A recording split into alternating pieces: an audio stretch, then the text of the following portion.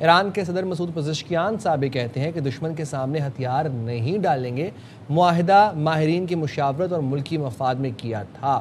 اسرائیل عالمی طاقتوں کی حمایت سے خطے میں بد امنی پھیلا رہا ہے، یہ تو بات انڈرسٹوڈ یہ ہے۔ اور بیچ میں یہ خبر بھی آئی تھی کہ پاسداران انقلاب سے خفیہ رابطہ امریکہ کی جانب سے کیا گیا ہے، تو یہ میرے لیے بڑی انٹرسٹنگ بات ہے۔ اسی پر چلیں ساری سچویشن پر بات کر لیتے ہیں۔ بریگیڈیئر ریٹائرڈ مسعود احمد صاحب ہمارے ساتھ موجود ہیں۔ تھینک یو سو مچ مسعود صاحب جوائن کرنے کے لیے۔ سب سے پہلے تو میں جاننا چاہوں گی کہ جو مڈل ایسٹ کنٹریز ہیں ان کا عدم اعتماد ہمیں نظر آ رہا ہے امریکہ ٹورڈز امریکہ، آپ کو لگتا ہے جو غصہ ہے یہ غصہ اب ہمیں کسی طریقے سے ایکشن کی صورت میں بھی نظر آئے گا کہ اپنے آپ کو ڈسٹنس کریں گے، یہ کوئی اب نئے معاہدے ہونا شروع ہوں گے، ہونے کیا جا رہا ہے؟ جی بہت شکریہ۔ دیکھیے پہلے سے پریڈکٹ کیا جا رہا تھا اور کلنٹن نے کہا کہ Trump has lost Middle East, اور انہوں نے کہا even he doesn't know even know that کہ اس نے he has lost Middle asset.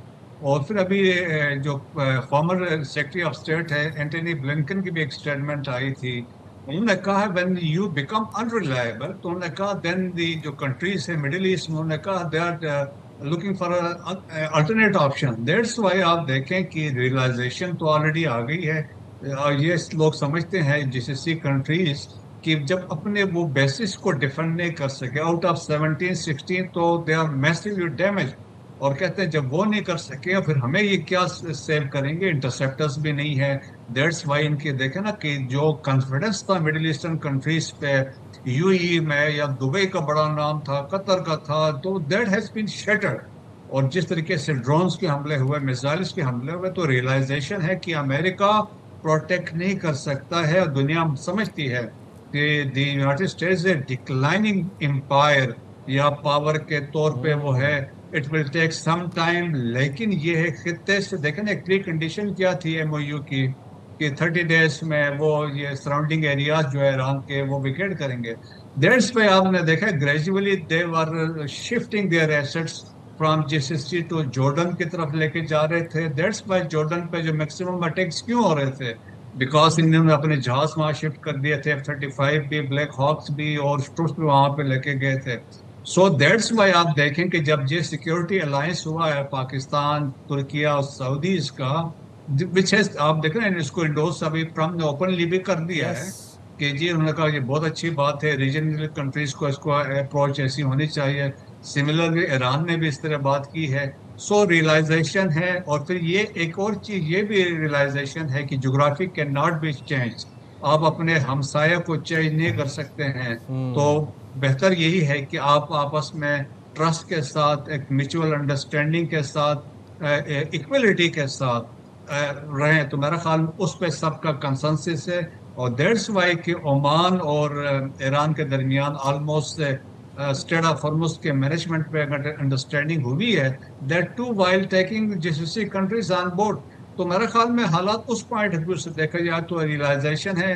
امریکہ کو آپ سمجھ گئے دے آر فیسٹ کہ ان کو ایک ایسا سیٹ بیک ملا ہے، اسپیشلی یہاں پہ اب امریکہ کے لیے مسائل تو بہت زیادہ ہیں، اسپیشلی مسائل بہت زیادہ ہیں، اور ابھی آپ نے بڑی زبردست بات کی کہ اٹس اے ڈکلائننگ اسٹیٹ، اور ان دا ایئرز ٹو کم یہ ہمیں ڈکلائن مزید ہوتی ہوئی نظر آئے گی۔ لیکن ایسی کنڈیشن میں کہ جب نیٹو سے ڈونلڈ ٹرمپ غصہ ہیں اور ڈونلڈ ٹرمپ سے مشرقی ممالک غصہ ہیں، اب ڈونلڈ ٹرمپ اور اسرائیل جو ہیں وہ نتن یاہو، مطلب امریکہ اور اسرائیل جو ہیں وہ ان کا ایک گٹھ جوڑ بن گیا ہے۔ ڈونلڈ ٹرمپ کے اور چائنا کے ساتھ کیا تعلقات ہیں وہ بھی ہمیں پتہ ہیں۔ کیا یہ کہنا درست ہوگا ایسے وقت میں کہ پاکستان، سعودی عرب، ترکی کا جو مکہ معاہدہ ہے مشترکہ، یہ عرب ملکوں کے لیے ایک نئی امید کی کرن بن کے ابھرا ہے؟ جی ہاں بالکل ایسا ہی ہے۔ دیکھیں with the passage of time آپ دیکھیں کہ یہ تینوں ممالک کی اہمیت آپ دیکھنا یونیک قسم کی ہے، ہر ایک کی اپنی ایک اہمیت ہے۔ اور پھر آپ دیکھیں تیسری موسٹ پاورفل کنٹریز ہے مسلم امہ میں، اباؤٹ 57 کنٹریز میں سے، اور ابھی آہستہ آپ دیکھیں ایجپٹ ول بی نیکسٹ جو اس کو جوائن کرے گا، باقی ممالک بھی ہو سکتے ہیں اس میں جوائن کریں۔ اور دو دیکھیں کہ انفارچونیٹلی GCC میں ہم دیکھتے ہیں ویسٹ ایشیا میں مسلم کنٹریز دے آر ڈیوائیڈڈ، آپس میں ان کے بعد حالات ٹھیک نہیں ہیں۔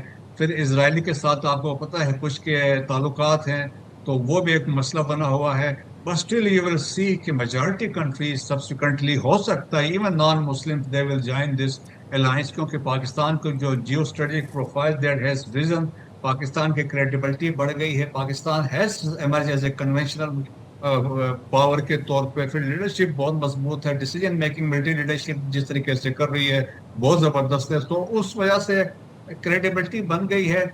और इसीलिए देखने के वी हैव रिप्लेस, जहां पे पाकिस्तान ने साउथ एशिया में इंडिया को रिप्लेस किया सिक्योरिटी स्टेबलाइजर के तौर पे, नेट सिक्योरिटी प्रोवाइडर के तौर पे, इसी तरह वेस्ट एशिया में भी हमारा इन्फ्लुएंस रहा है। तो पाकिस्तान का वो, और फिर ये जो अब अलायंस बना है ये खित्ते के अंदर एक क्रेडिबिलिटी, देखिए मोस्ट इंपॉर्टेंट क्या है, इट विल प्रिवेंट कॉन्फ्लिक्ट्स और एक डेटरेंस के तौर पे इमर्ज कर रहा है। तो मेरे ख्याल में कोऑपरेशन के लिए, डेवलपमेंट के लिए बहुत अच्छा। और ये भी बताइएगा, अभी हम ज़ाहिर है बहुत खबरें इस हवाले से आती रहीं, ईरान और ओमान के दरमियान आबनाए हुर्मुज़ पर बातचीत मुकम्मल नहीं हो पा रही है, मुआहदा होने के करीब था, अब मुआहदा ना होने की खबरें आ रही हैं। तो अब क्या इसमें आप अमरीकी फोर्सेस का कोई किरदार देखते हैं, अमरीका का कोई किरदार देखते हैं, क्योंकि ओमान को तो अमरीका बैक कर रहा था इस सिचुएशन में?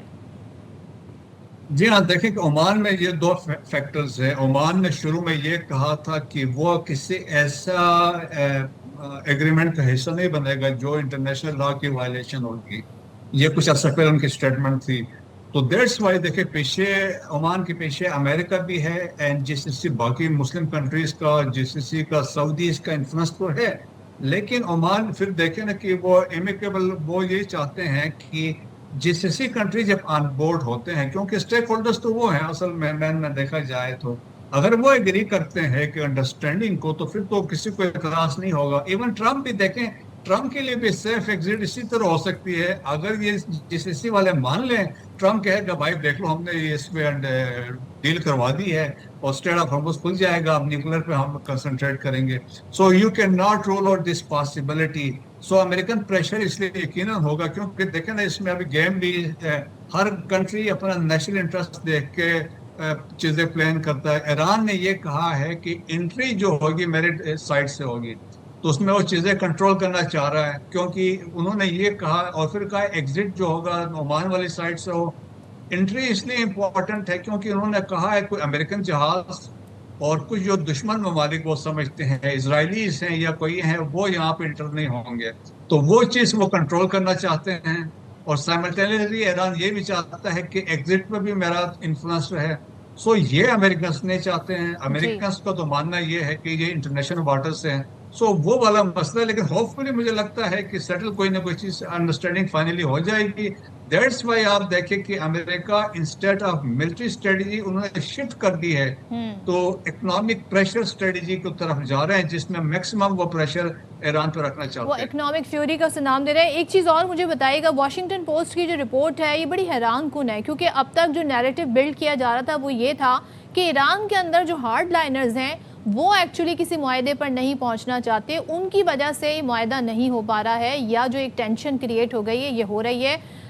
बड़ी अच्छा उनको ऑफ़र की गई थी अमेरिका की जाने से, लेकिन वॉशिंगटन पोस्ट तो हमें ये बता रहा है कि ये जो मुआहदा है इसके लिए जो एक मौसर सिफारतकारी करने की ज़रूरत थी, डोनाल्ड ट्रम्प उसमें नाकाम हो गए। तो अब आप मुझे बताइएगा कि अब गोल पोस्ट जो है वो चेंज हो रहा है, डोनाल्ड ट्रम्प साहब पर जिम्मेदारी आयद की जा रही है, तो इस डेवलपमेंट को आप कैसे देखते हैं? देखिए सबसे ज्यादा जो मुश्किलात में है, प्रेशर में है, वो प्रेसिडेंट ट्रम्प ही है, क्योंकि अभी उनके सर पे बहुत सारी सोर्स लटक रही हैं, और स्पेशली आप देखें ना कि डोमेस्टिक सीन्स के ऊपर बहुत प्रेशर है। इलेक्शंस भी आ गए हैं, मिड टर्म भी है, म्यूनिशंस भी उनके पास नहीं है, 70% ऑलमोस्ट इंटरसेप्टर्स खत्म हो गए हैं, और इसके अलावा इन्फ्लेशन बढ़ गई है। $4 प्लस का एक गैलन वहाँ पे ऑयल जो गैस है वहाँ पे यूनाइटेड स्टेट्स में है, और फिर पेट्रोल डॉलर वाला प्रेशर भी बिल्ड हो रहा है कि फ्यूचर में क्या होगा। तो दैट्स वाई वो तो समझता है किसी न किसी तरीके से कोई चीज एक अंडरस्टैंडिंग हो। दैट्स वाई अभी देखो ना ये भी रिपोर्ट्स आ रही हैं कि behind the scene secretly they were communicating with the IRGC, American they were in contact with them through बरजानी जो प्रेसिडेंट है इराकी कुर्दिस्तान के। तो हर ऑप्शंस को ये आजमा रहे थे, और वो एक सेफ एग्जिट चाह रहे हैं, अभी भी चाह रहे हैं। इलेक्शन से पहले वो चाहते हैं कुछ ना कुछ चीज इनको मिले, एटलीस्ट ट्रम्प जाके कह सकेगा कि ये हमने ये चीजें अचीव की हैं। तो मेरे ख्याल में अभी स्टेक्स बहुत ज्यादा हाई हैं। और देखें ना ईरानीज क्यों चाहते हैं, वो चाहते हैं कि they want to prolong the conflict. ये कहते हैं इलेक्शन तक ये जाए ताकि ट्रम्प को शिकस्त हो जाए اور embarrassment اس کو ہو. That's why وہ اس کو بھی لنگر آن کرنا چاہ رہے ہیں. ٹرمپ اس کو ایگزٹ کرنا چاہ رہے ہیں کسی بھی صورت میں. That's why ان کی behind the scene آپ دیکھیں گے سپورٹ زیادہ عمان کی ہوگی کسی طریقے سے اس کو سیٹل کرنا. ٹھیک ہے، بہت شکریہ مسعود صاحب، آپ نے بڑے ان ڈیپتھ ہمیں ساری باتوں سے آگاہ کیا، اپنے انالیسس سے آگاہ کیا.